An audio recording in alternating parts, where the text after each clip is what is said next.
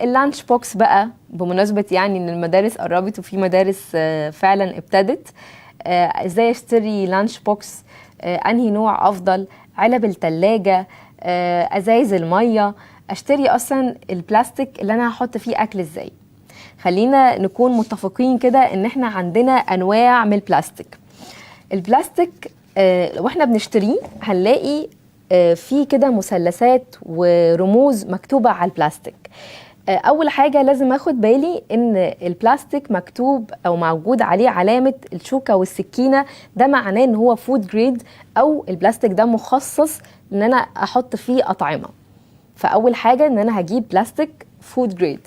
تاني حاجه البلاستيك انواع كتيره، اجيب انهي نوع. اولا احنا عندنا ارقام من 1 لحد 6. رقم 1 ده معناه ايه؟ وكل رقم بيبقى ليه دلاله. رقم 1 معناه ان انا ينفع استخدم البلاستيك ده مع الاكل او مع الشرب، بس هو وان يوز، استخدام لمرة واحدة بس. يعني اجيب الحاجة وارميها بس انا دي مش الادوات اللي انا هستخدمها في البيت. ده بنلاقيها فين؟ بنلاقيها مثلا في ازايز المية المعدنية. لو قلبت الازازة كده هتلاقي موجود مثلث مكتوب جواه رقم 1.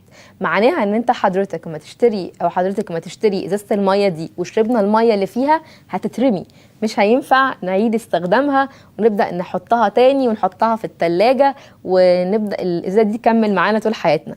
اكيد مش هينفع، لان هي مكتوب عليها استخدام مرة واحدة فقط. بعد كده هتبدأ البلاستيك يطلع مواد كيميائية جوه المية او جوه العصير او ايا كان انا مخزنة فيه ايه، ويبقى ضار للصحة. طيب انا هستخدم بقى ايه؟ هستخدم رقم 2 و4 و5، وهبعد عن رقم 3 و6.